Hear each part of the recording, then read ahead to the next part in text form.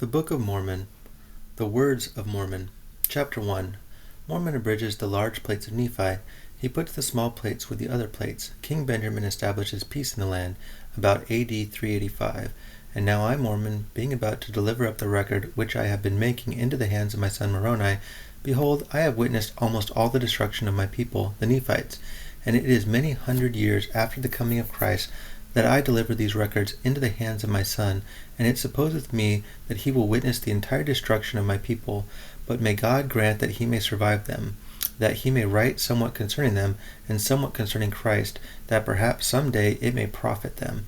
And now I speak somewhat concerning that which I have written, for after I had made an abridgment from the plates of Nephi down to the reign of King Benjamin, of whom Amaleki spake, I searched among the records which had been delivered into my hands, and I found these plates which contain this small account of the prophets from Jacob down to the reign of this King Benjamin, and also many of the words of Nephi.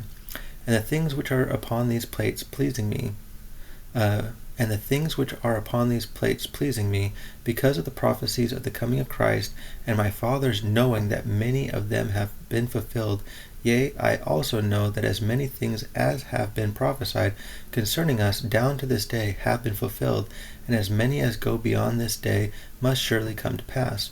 Wherefore I choose these things to finish my record upon them, which remainder of my record I shall take from the plates of Nephi, and I cannot write the 100th part of the things of my people. But behold, I shall take these plates which contain these prophesyings and revelations, and put them with the remainder of my record, for they are choice unto me, and I know that they will be choice unto my brethren.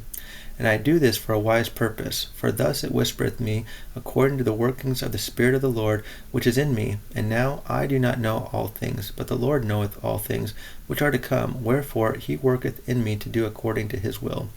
And my prayer to God is concerning my brethren, that they may once again come to the knowledge of God, yea, the redemption of Christ, that they may once again be a delightsome people. And now I, Mormon, proceed to finish out my record, which I make from the plates of Nephi, and I make it according to the knowledge and the understanding which God has given me.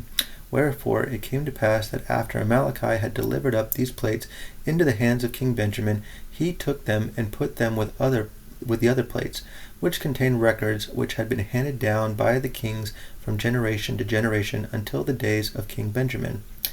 And they were handed down from King Benjamin from generation to generation until they have fallen into my hands. And I, Mormon, pray to God that they may be